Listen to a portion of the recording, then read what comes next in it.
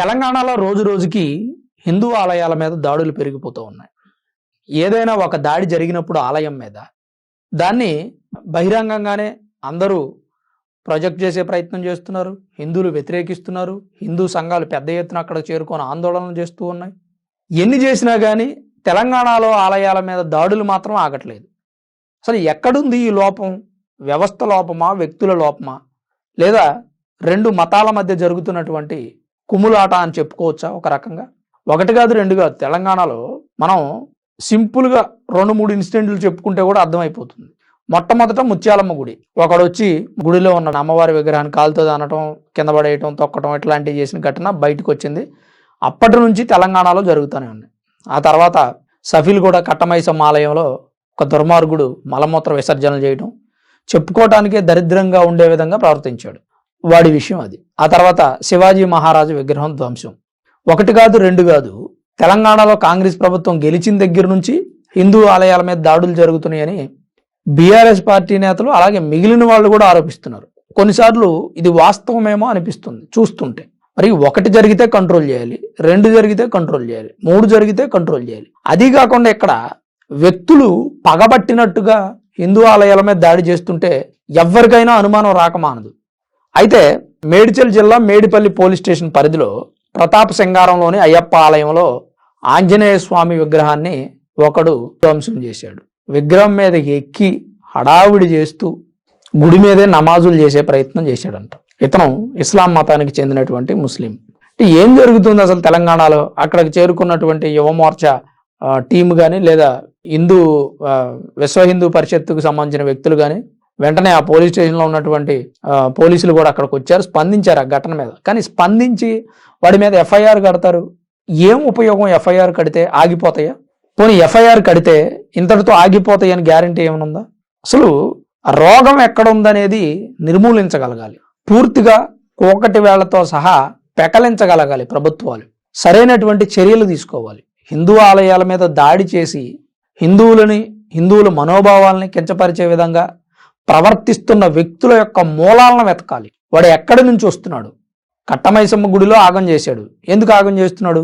వాడికి హిందువులు అంటే అంత ద్వేషం ఏంటి? హిందువులు వాడిని ఏం చేశారు? అసలు వాడి పని ఏంటి? ఈ దేశంలో ఉన్నాడు, ఇది హిందూ దేశం, సెక్యులర్ కంట్రీగా ప్రకటించాయి కొన్ని ప్రభుత్వాలు, అది వేరే విషయం. కానీ మెజారిటీగా ఉన్న హిందువుల మనోభావాలను గౌరవించలేకపోతున్నారు అంటే ఒక రకంగా మొదటిది భయం లేకపోవడం, రెండోది గౌరవం లేకపోవడం. బంగ్లాదేశ్లోనో పాకిస్తాన్లోనో ఇస్లాం కంట్రీస్లో ఒక హిందూ వీళ్ళలాగా చేస్తే బ్రతకగలడా? వీళ్ళలాగా చేయడం కాదు, దేవుళ్ళందరూ ఒకటే అన్నందుకే చంపేశారు దీపు చంద్రదాస్ని బంగ్లాదేశ్లో. అలా 10-15 మంది హిందువుల్ని రాక్షసత్వంగా హత్య చేశారు బంగ్లాదేశ్లో. ఇక్కడ ఆ పరిస్థితి లేదు కదా, ముస్లిం సేఫ్గా ఉంటున్నారు కదా. హిందూ ముస్లిం భాయ్ భాయ్ అనేటువంటి ఒక నినాదాన్ని కూడా తీసుకొచ్చి గొప్పగా చెప్పుకుంటున్నాం కదా. నాకు ఎక్కడ బాధ కలుగుతుందంటే, ముస్లిమ్స్లో ఎవడో ఒకడో, ఒక దద్దమ్మ, ఒక పుండాకోరు, ఒక దరిద్రముండా కొడుకు హిందూ ఆలయాల మీద దాడి చేస్తుండు. ముస్లిమ్స్ అంతా చెడ్డోళ్ళని నేను అనట్లా, కానీ ఆ మిగిలిన ముస్లిమ్స్ ఎందుకు స్పందించలేకపోతున్నారు? వాడిని ఎందుకు ఖండించలేకపోతున్నారు? వాడిని మాకు అప్పచెప్పండి, వాడు అంతు చూస్తామని ఎందుకు అనలేకపోతున్నారు?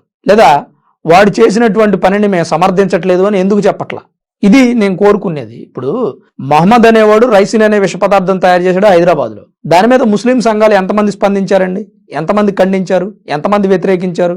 అంబేద్కర్ రాసిన రాజ్యాంగంలో మాకు సమాన హక్కులు ఉన్నాయి, మేము ఈ దేశాన్ని పరిపాలిస్తామని అసదుద్దీన్ ఎలుగెత్తి చాడుతున్నారే. మరి ఈ దేశంలో వారి సామాజిక వర్గానికి చెందిన వ్యక్తులు అరాచకాలకు పాల్పడుతుంటే ఖండించాలి కదండి.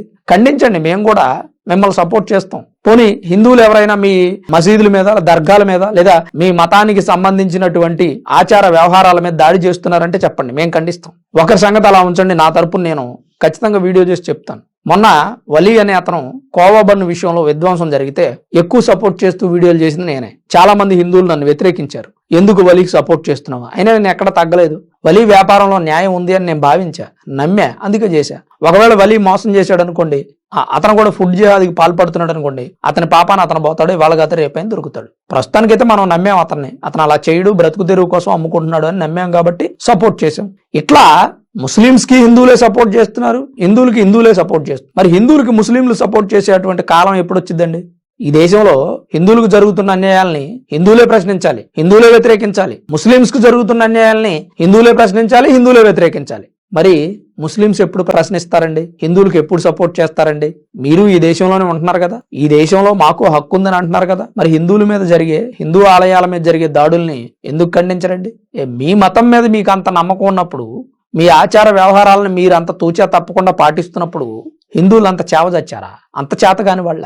ఇక్కడ ప్రతి ఒక్కడు హిందూ మతం గురించి మాట్లాడాలి అంటే భయపడడమో, సిగ్గుపడడమో, బొట్టు పెట్టుకుంటే అవమానిస్తారని అనుకోవడము, మూఢనమ్మకాలు అని హేళన చేస్తారేమో అని అనుకోవడం చేస్తారు. మూఢనమ్మకాలు హిందూ మతంలో అంతేమీ లేవండి. ప్రతి నమ్మకంలోనూ ఒక సైన్స్ ఉంది. మూఢనమ్మకం వెనక ఒక సైన్స్ ఉంది. దాని ప్రకారమే నమ్ముతున్నారు. ఇప్పుడు ఇంకా అప్డేట్ అయ్యారు హిందువులు. మూఢనమ్మకం వెనక సైన్స్ ఉంటేనే దాన్ని పాటిస్తున్నారు, లేదని దాన్ని వదిలేస్తున్నారు. కానీ ఈ ముస్లిమ్స్ చేస్తున్నటువంటి ఫుడ్ జిహాద్ని చాలా మంది వ్యతిరేకిస్తున్నారు. దాన్ని ముస్లిమ్స్ సపోర్ట్ చేస్తున్నారు. హలాల్ చేయడం అంటే ఏంటండి? ఉమ్మి వేసి ఇవ్వడం ఎందుకండి? పైగా ఒక జంతువుని జీవహింస అంటే, ఇప్పుడు జంతువుని మనం చంపే ముందు టక్మని కట్ చేసేసి ఆ మీట్ని వాడుకుంటే ఫుడ్ పాయిజన్ లాగా మారదట. కానీ ఆ జంతువుని హింసిస్తే, అంటే మెడ మీద చిన్న రంధ్రం పెట్టి దానిలో ఉన్న బ్లడ్ అంతా బయటకు వచ్చేంత వరకు తొక్కిపట్టి దాన్ని చిత్రహింసకు గురి చేసి చంపి తింటే దాని మీటు పాయిజన్ లాగా మారుతుందంట. ఇది సైన్స్ ప్రకారం ప్రూవ్ అయింది. మరి అలా ఎందుకు చేస్తున్నారండి? ఫుడ్ జిహాద్ అనే దానికి కళ్ళెం వెయ్యాలని ప్రయత్నం చేస్తున్నారు ఈ దేశంలో ఉన్నటువంటి గొప్ప గొప్ప వ్యక్తులు అనుకోవచ్చు, లేదా సంఘ సంస్కర్తలు అనుకోవచ్చు. మరి ముస్లిమ్స్ కూడా దీని గురించి స్పందించాలి కదండి. ఒక్కసారి ఆలోచించండి. హిందూ ఆలయాల మీద జరుగుతున్నటువంటి దాడుల్ని ఆపగలరా? తెలంగాణ ప్రభుత్వం ఆపగలదా? తెలంగాణ ప్రభుత్వం పబ్లిక్ గా కాంగ్రెస్ అంటే ముస్లిమ్స్, ముస్లిమ్స్ అంటే కాంగ్రెస్ అని చెప్పిన తర్వాత కొంతమంది జిహాదీలు రెచ్చిపోతారు. విజ్ఞత ఉన్నటువంటి ముస్లిమ్స్ రెచ్చిపోరండి. వాళ్ళు ఎక్కడున్నా అందరూ ఒకటేలా అనుకొని బ్రతికేస్తారు. కానీ ఎక్కడో 100లో ఒకడు ఉంటాడు, వాడికి ఒక తల్లో పురుగు తిరుగుతుంది. లేకి ముండా కొడుకులు వాళ్లే ఈ పనులన్నీ చేసేది. ఇలాంటి వాళ్ళ వల్ల ముస్లిం సోదరులందరికీ బ్యాడ్ నేమ్ వస్తుంది. ఎక్కడో ఎవడో రైసిన్ అనే విష పదార్థం తయారు చేశాడను, లేదా ఫుడ్ లో మూత్రం కలుపుతున్నాడను, డ్రైనేజ్ నీళ్ళల్లో తినేటువంటి వస్తువులు కడుగుతున్నాడను, ఇలాంటి వాటి వల్ల మంచిగా వ్యాపారం చేసే వ్యక్తుల వ్యాపారం కూడా పడిపోయింది కదా ఈరోజు. మరి అలాంటి వ్యక్తుల్ని ఖండించాల్సిన అవసరం ముస్లిం సోదరులకే ఉంది. హిందువులు ఖండించారనుకోండి, మత వివక్ష చూపించారంటారు, కుల వివక్ష చూపించారంటారు, ఇది హిందూ ముస్లింస్ కు జరుగుతున్న గొడవ అంటారు. అలా కాకుండా ముస్లింస్ చేస్తున్నటువంటి అరాచకాలు, దాడులు, ఫుడ్ జిహాద్ మీద ముస్లింసే స్పందించారనుకోండి, బ్రహ్మాండంగా ఉంటుంది. ఈ దేశంలో ఏ గొడవ ఉండదు. ఇదొక్కటే మీరు చేయగలిగేటువంటి పని అని నా అభిప్రాయం. హిందూ ఆలయాల మీద జరిగే దాడుల్ని ప్రభుత్వం ఆపినా ఆపకపోయినా ఖచ్చితంగా ముస్లిం సోదరులు ఆపగలరు. అలాగే ముస్లిం సోదరులు చేయాల్సినటువంటి ఈ అతి ముఖ్యమైనటువంటి పనిని చూసి చూడకుండా సంబంధం లేదన్నట్టుగా వదిలేస్తున్న ప్రతి ఒక్క ముస్లిం సోదరుడు దీనికి బాధ్యత వహించాలి అనేది నా అభిప్రాయం. అసలు తెలంగాణలో దాడులు ఆగుతాయా లేదా హిందూ ఆలయాల మీద అనేది మీ అభిప్రాయాన్ని కామెంట్ రూపంలో తప్పకుండా తెలియజేయండి. Thanks for watching this video. This is Ram signing off సన్మన్ studios.